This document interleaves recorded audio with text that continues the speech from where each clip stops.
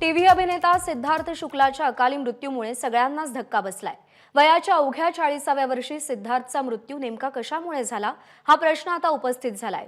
यश, प्रसिद्धी, पैसा असं सगळं काही असताना सिद्धार्थ सारख्या तरुणाच्या मृत्यूचं कारण काय या संदर्भात सध्या खूप चर्चा सुरू आहे। हृदयविकाराने सिद्धार्थचा घात केलाय का? सिद्धार्थ फिटनेस फ्रीक होता, मग त्याचा अकाली मृत्यू कसा झाला? प्रेझेंटेबल ठेवण्यासाठी त्याने अधिक प्रमाणात प्रोटीन्स आणि सप्लिमेंट्स घेतल्या होत्या का, की आणखी काही कारण त्याच्या मृत्यू मागे आहे याचं उत्तर काही दिवसात मिळेल।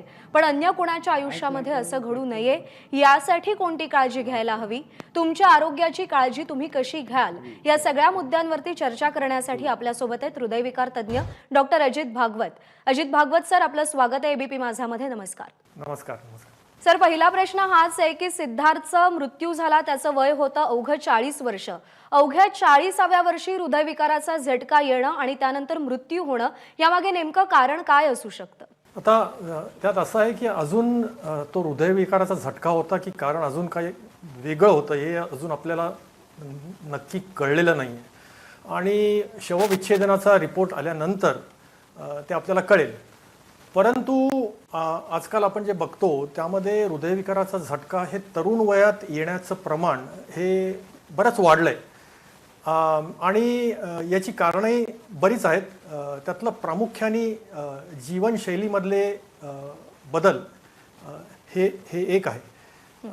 त्यामुळे आता नेमकं सिद्धार्थ शुक्लाच्या केसमध्ये कारण काय होतं त्याच्याबद्दल आपल्याला खूपच अर्धवट माहिती आहे। आपल्याला हेही माहीत नाही की त्याला इतर काही आजार होते का, त्याला ब्लड प्रेशर होतं का, त्याला डायबिटीस होता का, त्याचं कोलेस्ट्रॉल किती होतं, त्याला त्याच्या घरात फॅमिली हिस्ट्री म्हणजे अनुवंशिकता होती का, तंबाखू किंवा स्मोकिंगचं प्रमाण होतं का, या कुठल्याच गोष्टी आपल्याला माहीत नाहीत। आपण फक्त हे बघतो की तो फिटनेस फ्रीक होता, बाह्यदर्शनी त्याचं सगळं व्यवस्थित होतं। तर या सगळ्या गोष्टी वरवरच्या असतात, परंतु नेमकं कशामुळे झालं, काय झालं हे आपल्याला शवविच्छेदनाच्या रिपोर्ट नंतरच कळेल। सर, सध्या अशी चर्चा आहे की सप्लिमेंट्स घेतल्या गेल्या होत्या किंवा सप्लिमेंट्स घेतल्या तर त्याचा हृदयावर नेमका काय परिणाम होतो, ते थेट हृदयविकारापर्यंत किंवा झटक्यापर्यंत जाऊ शकतं का? ह्याच्यामध्ये कुठलाही डाएट म्हणा, तुम्ही कुठल्याही गोष्टीचा अतिरेक झाला तर तो आपल्या शरीरावरती वाईट परिणामच करतो। यामध्ये एक्सेसिव्ह प्रोटीन याचे वाईट परिणाम दाखवून दिले गेलेले आहेत। त्याच्यामध्ये जे लिक्विड प्रोटीन ज्याला म्हणतात त्या लिक्विड प्रोटीनचं शरीरावर किंवा हृदयावर वाईट परिणाम होतात हे फार पूर्वी दिसून आलेलं आहे। परंतु फार जास्त एक्सेसिव्ह प्रमाणात घेतलेलं प्रोटीन यांनी सुद्धा अपाय होऊ शकतो। पर्टिक्युलरली ज्यांना थोडाफार किडनीचा आजार आहे, ज्यांना ब्लड प्रेशर असतं, किडनीचा आजार जस्ट सुरू झालेला असतो किंवा डायबिटीस असतो आणि त्यांना किडनीचा आजार सुरू झालेला असतो, अशा लोकांनी जर प्रोटीनचं प्रमाण फार मोठ्या प्रमाणात प्रोटीनचं सेवन केलं तर त्यांना त्यांच्या शरीरावरच त्याचा वाईट परिणाम होऊ शकतो, हे नक्की। लिक्विड प्रोटीन याच्याबद्दल मी जे बोललो ते लिक्विड प्रोटीन घेण्याचं प्रमाण पूर्वी बरंच असायचं आणि त्याच्यामुळे एक हृदयाचा लॉंग क्यूटी सिंड्रोम म्हणून एक आजार आहे, तो होऊन अचानक मृत्यू होण्याचं प्रमाण या लोकांमध्ये वाढलेलं दिसायचं। तर या गोष्टी आपण लक्षात ठेवायला पाहिजे। सर, तुम्ही लिक्विड प्रोटीन किंवा सप्लिमेंट्स बद्दल सध्या आपण बोलतोय, या सप्लिमेंट्स किंवा हे लिक्विड प्रोटीन हृदयाच्या कार्यक्षमतेवर नेमका काय परिणाम करतं?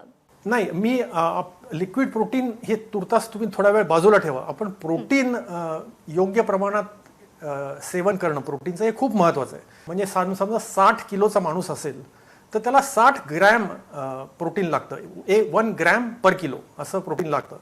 आता जे व्हेजिटेरियन लोक आहेत, जे शाकाहारी लोक आहेत, त्यांच्यामध्ये 60 ग्रॅम प्रोटीन मिळणं हे अवघड असतं। नुसत्या डाळी किंवा उसळी खाऊन 60 ग्रॅम प्रोटीन मिळणं अवघड असतं। त्यामुळे लोक प्रोटीन जास्त प्रमाणात बाहेरून घेतात आणि त्यात चूक आहे असं मला काही वाटत नाही, जोपर्यंत ते तुम्ही योग्य प्रमाणात घेताय। पण जेव्हा प्रोटीनचं सेवन हे बॉडी बिल्डिंगसाठी केलं जातं आणि ते वाजवीपेक्षा जास्त प्रमाणात होतं त्यावेळी त्याचे वाईट परिणाम प्रामुख्याने किडनीवरती होऊ शकतात. हार्टवरती वाईट परिणाम प्रोटीनचे, लिक्विड प्रोटीन जर तुम्ही जास्त घेतलं, लिक्विड प्रोटीन ते आजकाल फारसं घेतलं जात नाही असं माझ्या ऐकण्यात आहे. परंतु त्याचे डायरेक्ट हार्टवरती परिणाम होऊ शकतात. तर माझ्या मते प्रोटीन हे घेणं गरजेचं आहे, परंतु त्याचं सेवन योग्य प्रमाणातच झालं पाहिजे. सर, हृदयावर नेमका काय परिणाम होतो? कोणत्या प्रकारचे आजार यामुळे होऊ शकतात जर एक्सेसिव्ह अमाऊंटमध्ये ही प्रोटीन्स इंटेक केली गेली तर? नाही, त्याचा हृदयावरती मी जसं सांगितलं की त्याच्या हृदयाची जी कंडक्शन सिस्टीम असते, इलेक्ट्रिकल सिस्टीम, त्याच्यामध्ये त्याच्यावरती याचा परिणाम होऊ शकतो. आणि त्याच्यामुळे एक ECG वरती आम्ही एक QT इंटरवल नावाची एक इंटरवल मोजतो.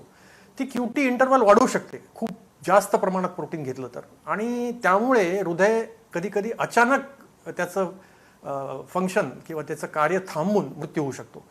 तर पण या पलीकडे नुसतं प्रोटीन खाऊन हृदयाचं पंपिंग कमी होतं किंवा मनुष्य अचानक दगावतो असं नाहीये. तर प्रोटीनबद्दल वाजवीपेक्षा जास्त बाऊ करण्याचं कारण नाहीये. फक्त एवढं लक्षात ठेवलं पाहिजे की इतर कुठल्याही गोष्टीप्रमाणे प्रोटीनही आहे आणि त्याचं प्रमाण योग्य प्रमाणातच त्याचं सेवन करायला हवं.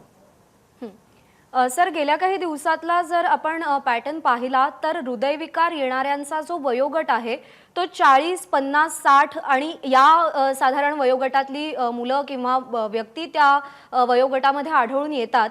त्यामागचं नेमकं कारण काय असू शकतं? म्हणजे एवढ्या कमी वयामध्ये हार्ट अटॅक येणं आणि त्यामुळे मृत्यू होणं, जीवनशैली तुम्ही म्हणालात, पण आणखी काही कारणं त्यामागे आहेत का?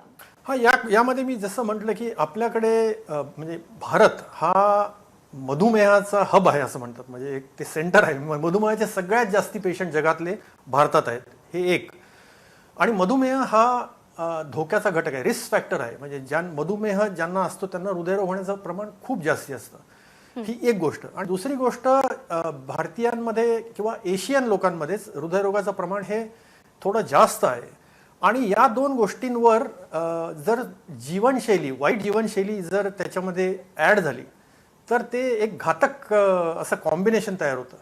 आणि आपण बघतो की तरुणांमध्ये ओबेसिटी म्हणजे स्थूलपणा, व्यायामाचा अभाव, त्याच्यानंतर तंबाखू किंवा स्मोकिंग, गुटखा या गोष्टी, त्यानंतर बऱ्याच वेळा 40व्या वर्षी मी जसं म्हटलं की इव्हन सिद्धार्थ शुक्लाच्या बाबतीत आपल्याला हे माहीत नाही की त्याला ब्लड प्रेशर होतं का, त्याचं ब्लड प्रेशर चेक केलं होतं का, त्याची शुगर किती होती, त्याच्या फॅमिलीमध्ये हार्ट डिसीजची हिस्ट्री होती का, किंवा या सगळ्या गोष्टींबद्दल आपल्याला माहिती नाहीये. परंतु या सगळ्या गोष्टी तरुणांनी योग्य वेळेतच तपासून घ्यायला हव्यात. मी तर म्हणेन की याची सुरुवात ही अगदी शाळेत असल्यापासूनच व्हायला हवी. म्हणजे ही गोष्ट आपल्या किचनमध्ये याची सुरुवात व्हायला हवी. म्हणजे आपल्या आयांनी आपल्या मुलांसाठी जेव्हा त्या स्वयंपाक करतात तेव्हा हेल्दी डाएट, एक्झरसाईजचं महत्त्व या गोष्टी लहानपणापासूनच शिकवल्या गेल्या पाहिजेत.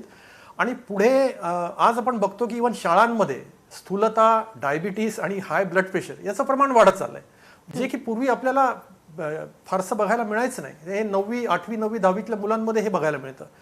तर या ज्या सगळ्या आपण ज्या गोष्टी बघतोय तो या एक एकंदरीत फास्ट जलद झालेल्या जीवनशैलीचा हा एक परिणाम आहे असं मला वाटतं. सर, आपण जिममध्ये बघतो की तरुण मुलांमध्ये प्रचंड क्रेज असते ती सिक्स पॅक्स ॲपची, मसल्सची, आणि त्यासाठी प्रचंड जड वजनं सुद्धा ते जिममध्ये उचलत असतात. याचा सुद्धा परिणाम हृदयावर होऊ शकतो का? या ओव्हर एक्सरसाइजचा परिणाम हृदयावर होऊ शकतो का? हो, ओव्हर एक्सरसाइजचा परिणाम नक्कीच हृदयावर होऊ शकतो. शेवटी काही झालं तरी जेव्हा तुम्ही एक्सरसाइज करता तेव्हा हृदयावरती लोड येत असतो. आणि बऱ्याच वेळा काही असे हृदयरोग असतात की जे जन्मतःच असतात आणि ते माहीत नसतात खूप वेळा. म्हणजे आता आपण धरून चालतो की एखादा माणूस जिममध्ये सडनली त्याचा मृत्यू झाला, तर त्याचं कारण एक तर हृदयविकाराचा झटका हे असू शकतं, हे खरंच आहे. परंतु त्याचबरोबर तशा केसमध्ये काही जन्मतः आजार असू शकतात की जे माहिती नसतात. तसे काही आजार असतात, काही त्याला आम्ही कॉर्नरी ॲनॉमलीज म्हणतो, म्हणजे हृदयाच्या ज्या रक्तवाहिन्या असतात त्याच्या ॲबनॉर्मॅलिटीज, किंवा एक हायपरट्रॉफिक कार्डिओमायोपॅथी नावाचा आजार आहे की ज्यामध्ये हृदयाचा स्नायू असतो तो वाजवीपेक्षा खूपच जास्त जाड असतो. तर हे असे जे आजार असतात हे बऱ्याच वेळा माहीत नसतं आणि याचा परिणाम बऱ्याच वेळा एक्झरसाईज नंतर सडनली मृत्यू होण्यात होऊ शकतो. त्याच्यामुळे सिक्स पॅक्स, ॲब्स आणि खूप एक्झरसाईज हा निश्चितच शरीरासाठी चांगला आहे, याच्याबद्दल कुठलाच वाद असल्याचं कारण नाही. सगळ्यांनी एक्झरसाईज करावा, पण तो योग्य प्रमाणात करावा आणि तो सुरू करण्यापूर्वी काही बेसिक तपासण्या करून घ्याव्यात असं माझं मत आहे. आणि त्या बेसिक तपासण्या म्हणजे तुमचं ब्लड प्रेशर किती आहे, तुम्हाला जर फॅमिली हिस्ट्री असेल हार्ट डिसीजची तर हे प्रामुख्याने जास्त महत्त्वाचं ठरतं. तुमची शुगर कशी आहे हे बघणं, तुम्ही स्मोकिंग करत असाल तर ते बंद करणं, या सगळ्या गोष्टी खूप महत्त्वाच्या आहेत. आणि कुठलंही ट्रेनिंग हे योग्य कोचच्या अंडरच व्हावं असं माझं मत आहे. म्हणजे सुरुवातीच्या काळात तरी तुम्ही जेव्हा एक्झरसाईज करता त्यावेळी एक चांगला कोच निवडून त्याच्या सुपरविजन खाली ते सुरू करावं असं माझं मत आहे. सर, अगदी शेवटचा प्रश्न विचारते की शरीराच्या फिटनेस सोबतच हृदयाचा समतोल आणि हृदयाच्या फिटनेसचा समतोल साधण्यासाठी सर्वसामान्य माणसाने नेमकं काय केलं पाहिजे जेणेकरून ह्या अशा घटना टाळता येतील? मी जसं या आधी सुद्धा म्हणालो की काही गोष्टी आपल्या हातात असतात, काही गोष्टी आपल्या हातात नसतात. तर अनुवंशिकता ही आपल्या हातात नसते, परंतु अनुवंशिकता म्हणजे आजकाल असं एक सायन्स पुढे आलेलं आहे की जरी तुमची जनुकं वाईट असली तरी त्या जनुकांचे परिणाम काय होतात हे कमी अधिक प्रमाणात ठरवणं तुम्ही करू शकता. त्याच्या परिणामांवरती तुम्ही काही तुमच्या प्रयत्नांचा परिणाम होऊ शकतो. म्हणजे थोडक्यात सांगायचं असं की अनुवंशिकता ही 100% काम करत नाही, त्यातली 10-20% तरी तुमच्या हातात असतं. आणि ते काय असतं तर तुम्ही चांगली जीवनशैली बाळगणं, चांगली जीवनशैली पाळणं. त्यामध्ये मी आता बोललो त्याप्रमाणे आपल्याला आपलं वजन नीट ठेवणं, योग्य प्रमाणात व्यायाम करणं, डाएट आहार नीट ठेवणं, स्मोकिंग न करणं, तंबाखू कुठल्याही प्रकारची न घेणं, ब्लड प्रेशर शुगर याकडे लक्ष ठेवणं हे खूप जास्ती महत्त्वाचं आहे. आणि हे होतं काय खूप वेळा की 30-40 या वयामध्ये त्याचं महत्त्वच लोकांना कळत नाही की जे ॲक्च्युली खरं म्हणजे 20व्या वर्षी किंवा शाळेतच कळायला पाहिजे. आणि याची सुरुवात माझ्या मते शाळांपासूनच व्हायला पाहिजे. शाळेतच हे मुलांना शिकवायला पाहिजे. खरंय, म्हणजे वयाच्या खूप आधीपासूनच आपण आपल्या शरीराकडे आणि आपल्या प्रकृतीकडे लक्ष देणं गरजेचं आहे जेणेकरून भविष्य काळामध्ये अशा घटना आपल्याला टाळता येतील. सर, खूप मनापासून धन्यवाद. तुम्ही खूप मोलाचं मार्गदर्शन केलं आणि एबीपी माझाला आपला वेळ दिलात त्यासाठी. नमस्कार. एबीपी माझा, उघडा डोळे बघा नीट.